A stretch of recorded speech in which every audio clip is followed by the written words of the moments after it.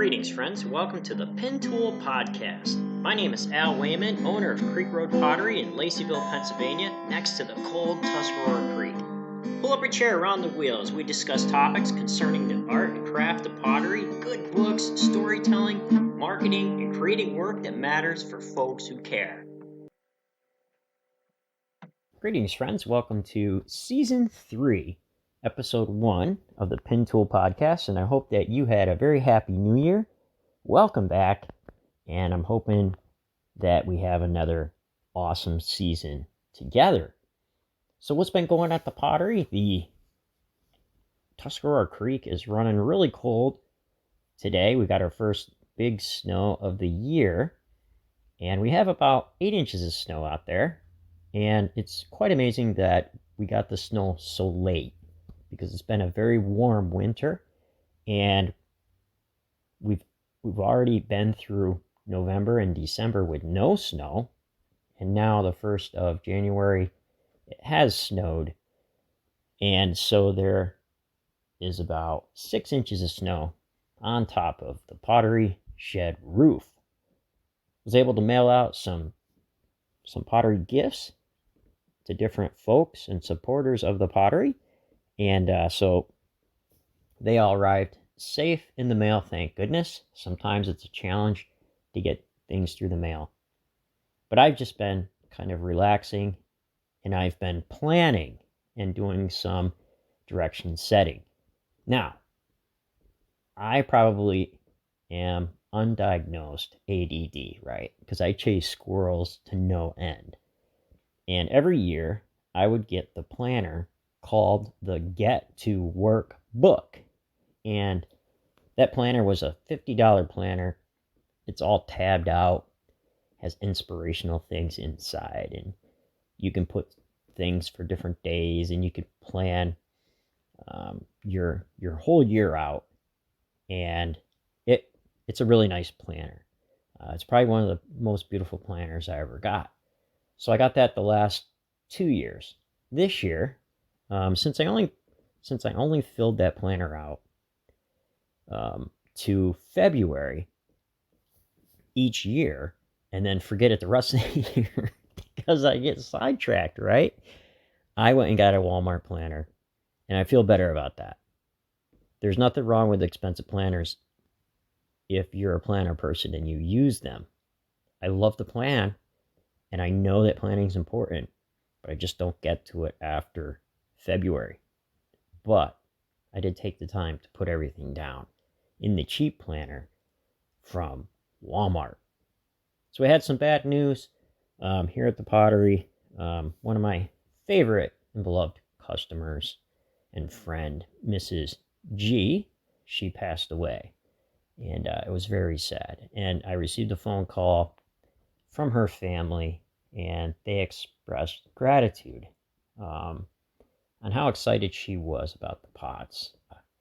So it was just a sad time working through that, because Mrs. G was always there for all my projects, cheering me on, giving me advice, listening to the podcast, reading the blog post, commenting, doing all the things. And I would go visit her, and she had ideas for pots, and she had a lot of my pots.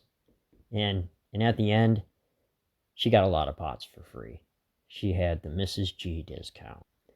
So it was really sad when you lose very supportive customers like that. You're also losing friends. And then another customer, Jean Costco, who passed away. She was a big supporter of my page. Loved seeing what I was doing. She was my elementary literature teacher, and so my love of books and my love of reading and literature definitely came from some of her classes, I'm sure.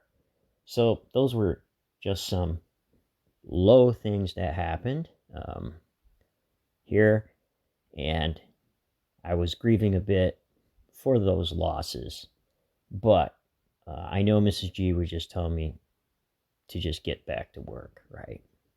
And maybe she's someplace looking down, telling me to get going and stop crying about stuff. So that's what we're going to do. We started season 3, and in this episode, I wanted to talk about direction setting. And I'll give you some tips. Give you some tips on direction setting. Coming from a guy who chases squirrels. But I've read quite a few good books. And I do have a mission statement. I do have my core values written out. And I do have my guiding principles. And I have a 1-year plan, 5-year plan, 10-year plan. So all that's done. Mainly just needed to be updated from last year when I reviewed things. And I think this year my goal will be to streamline everything.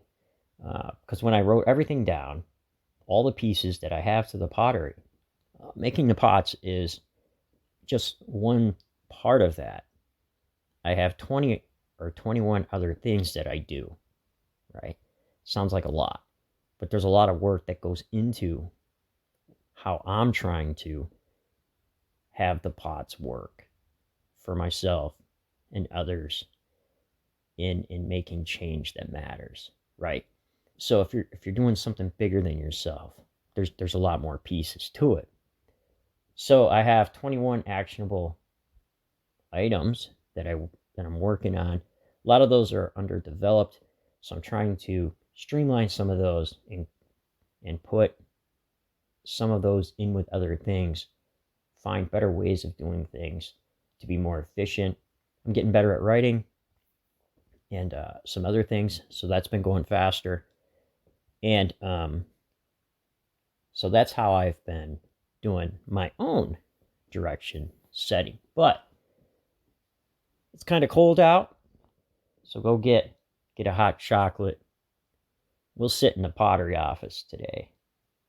Bring your hot chocolate, and we'll talk about direction setting for the new year and what that can look like.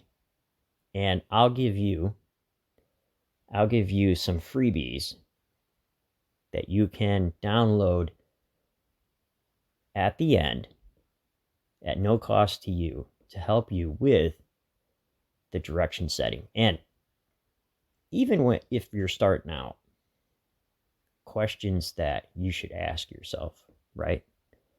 If you're starting out selling, and if you're starting out making work that matters for folks you care, how you can go about doing that. All right, so meet me back here in the office. I'm gonna go get a coffee. So just meet me back here in the office at Creek Road Pottery, and we'll go over direction setting. All right, I'll see you in a bit. Greetings, friends. Here we are in the pottery office. Come on in, have a seat. Should be plenty of room for you to sit around and enjoy your coffee while we talk about yearly direction setting. And I always like to do this right around this time of year. This year, I got to it early. If I don't start early, well, I don't set direction, and I find myself not going to the studio until a couple weeks before the spring show. Then I'm in a huge rush to get everything done and through the kilns. So I'm trying to break the habit of creating work just in time, to having an inventory where I have a stock and inventory of pots so I can make better choices, right? And be ready. So I can be on time early rather than being on time late.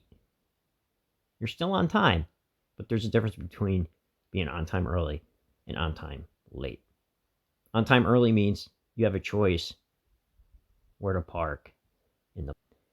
On time late, you're parking in the back and you're walking to the store pretty far. So, on time early.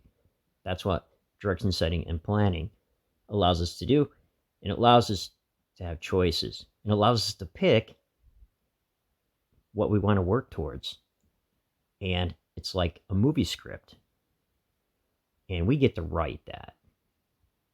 We get to write what goals we want to set and work towards and set direction on how we want the movie to turn out. If your pottery was a movie, what would it be about? What would it say? And what kind of goals would you try to meet? What kind of work do you plan to get done this year? So on and so forth. So I created, I'm gonna give a pitch to my book here, the My Pottery Journal, and it's on Amazon download for Kindle Direct Publishing. It's a low content book, and I made the Pottery Journal. I set it up kind of like the way I do journaling, and inside I set it up for what we're going to talk about. So in the first part, and you may already have done this, I like to have a mission statement. My mission statement has been the same. I just look at it every year because I'm trying to be consistent. And these are the goals that I would want my pottery and my work to say about me and the direction I want to take it. And I also have my core values. So first, the mission statement. I know it can be hard to find authentic handmade pottery that you can use in your everyday life. As an artist, I work to create authentic handmade pottery that is affordable for working families while using art to build community. At Creek Road Pottery, I'll do my best to create pottery that matters for folks who care. Core values. At Creek Road Pottery, my core values are safety, quality, and integrity, community, and customer service. So your core values could be something totally different, something that you want to work on. Guiding principles. These are the things that you would like to accomplish using your core values, right? So these are different than core values. Guiding principles. At Creek Road Pottery, I try to be creative, organized, collaborative, and community-minded. Now, I probably don't do a few of those things, right? Because I mess it up bad. And I know sometimes I probably mess up custom orders. I'm horrible with those. I am not organized, but at least guiding principles are there to guide me to that direction, right? They're the North Star. They give you a place that you can go to. Because I can say, hey, this is my opportunity area. I'm okay with being community-minded. I'm okay with being collaborative. But I really need to work on organization. This year could be about that, right? So that could go into one of the goals that you want to do. So on the next page, I have the 1-year plan, 5-year plan, and 10-year plan. And you can put what your outlook is for that. And I filled that in. And then I end up journaling every day. I try to. And fill it in to kind of see the progress on where things go. So another thing that you can look at, so this is after you filled out your mission statement, core values, guiding principles, your 1-year plan, 5-year plan, 10-year plan. Then you can go in and do your pottery cost analysis. And this is just going through all your pricing and your raw materials that you're using, and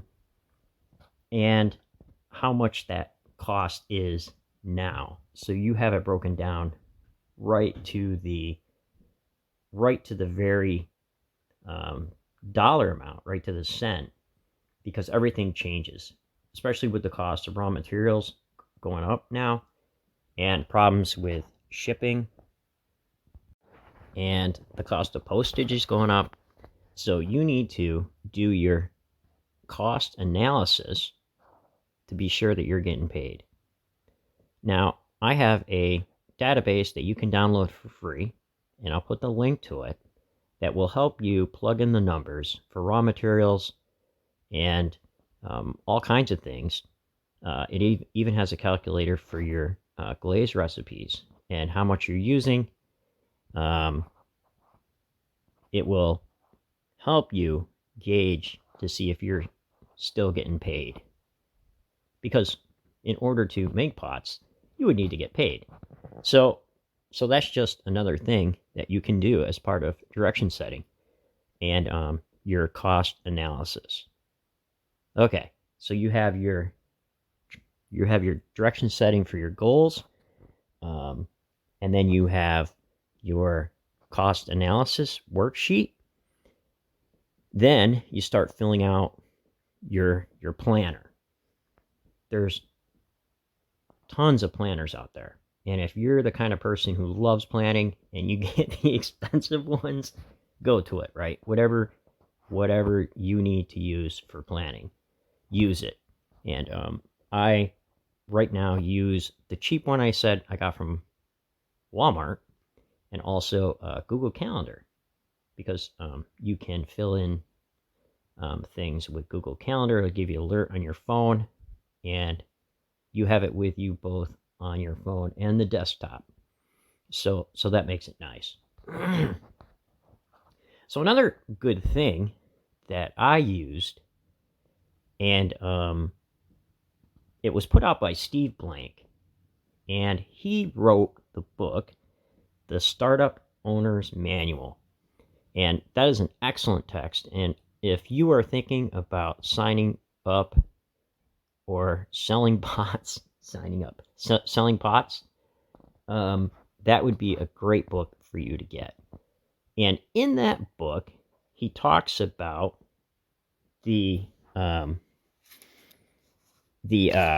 business model canvas. And I use this for projects too, and figuring out what type of products I want to sell by going out and collecting information about it. Not what your friends say, not what your family says, not what you think is going to sell big, not what other people are selling. Because if they're already selling it, people already have one, right? They don't need what you got. And so just trying to be unique and doing things in different ways. There's a million ways to make a thing, and I've only seen a few, so put your own twist on it, right? But in the business model canvas, it's a great resource because it gives you things like your customer segments. It asks you about your value propositions, your channels, customer relationships, key activities that you need to do in order to sell your work, key resources, which are your raw materials and things like that, key partners, who do you need to network with to get things done. If you're selling pots, it could be shop owners, it could be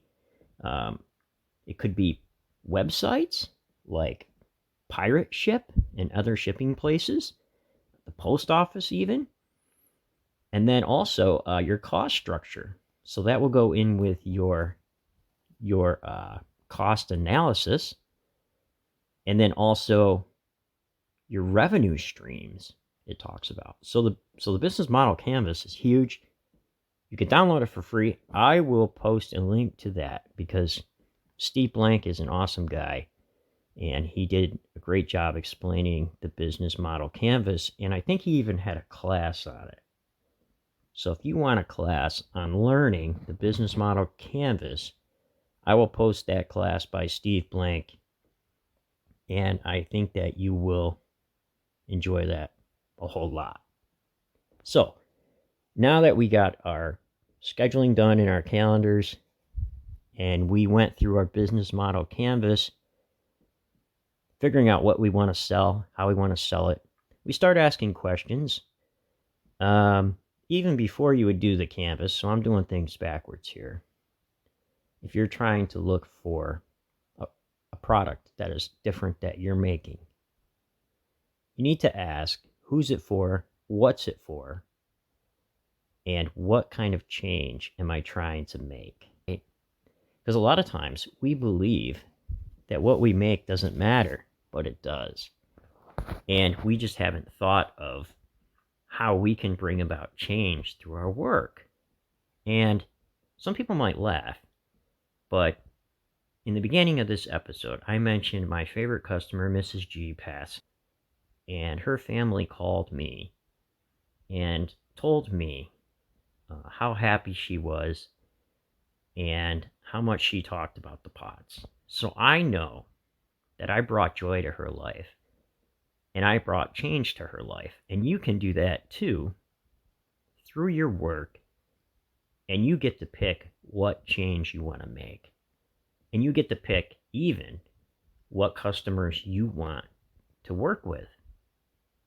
So eventually, starting out, if you never sold a pot in your life, you may have to start out as an amateur and get practice.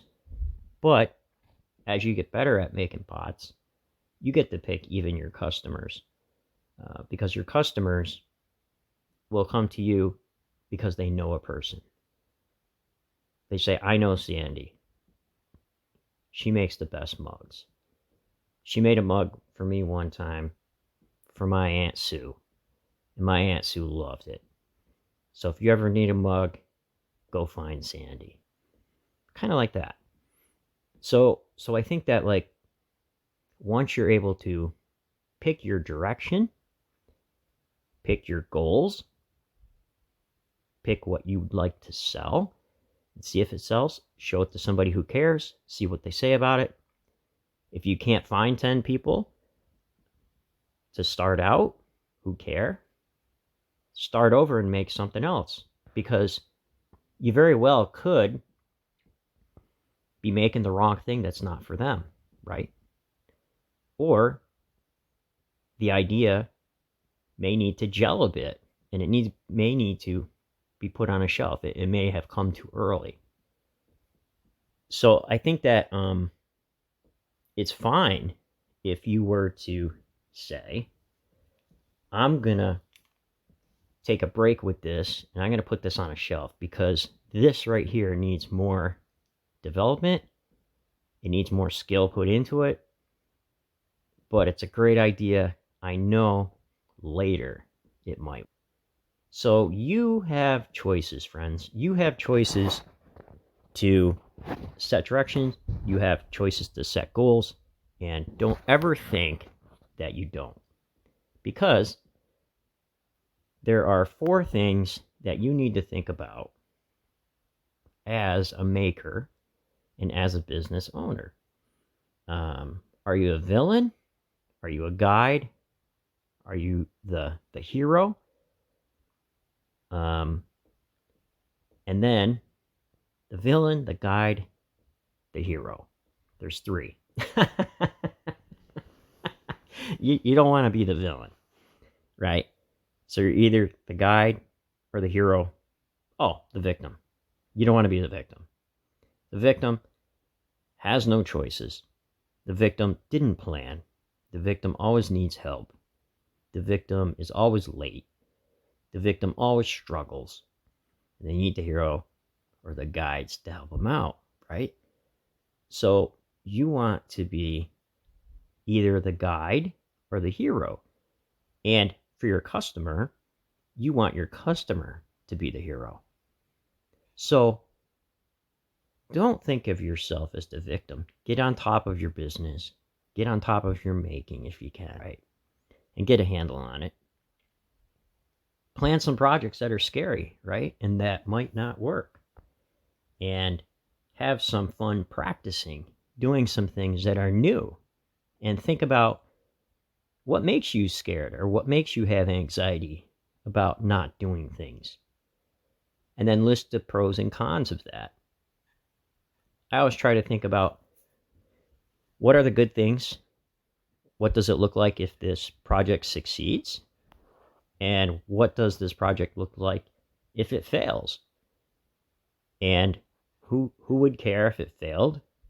who cares and what happens if it succeeds, and then go from there. So hopefully you enjoyed this podcast, and I think I may take a podcast and go through the business model canvas by Steve Blank in an episode, because I think that might be helpful. Because I did that class twice, and I still use the business model canvas anytime I start a new piece, a new bakeware dish, or just try to investigate and feel out like the opportunity cost of bringing this new form and this new product to market and to ship it, right? So there's a great book by Seth Godin. It's called The Practice. And if you can pick that book up, check that book out. Steve Blank, the startup book, I'm going to put a link for in the notes. And hopefully you have a good year selling pots. I gotta start to get the pad in for that wood kiln, and I'm hoping that I can get the pavilion put up to where I can start building that. I have a wood firing I may try to go to in April, so that'll be fun to learn more about firing wood before hopefully I can try my own in the fall. So I hope to have the wood kiln up by September, and then do a wood firing for the fall show. So we'll see how that goes. Feel free to shoot me an email and let me know how you're doing. And if you would like to write me old-timey fashion with a stamp, put a stamp on a letter, send it out, I'll write back. All right, got a Pottery pen pal program going on, and I sent out 10 letters last month, so that was really fun. And I have some more I need to write, and they will go out tomorrow. So, take care, friends. Happy New Year's. Take control of your life, set direction, and make work that matters for folks who care.